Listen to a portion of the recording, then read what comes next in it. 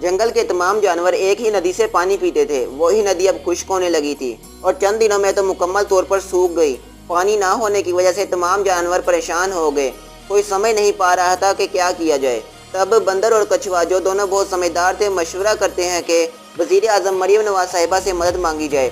कछुआ फ़ौरन मोबाइल निकालता है और वज़ीर आज़म हाउस फ़ोन करता है।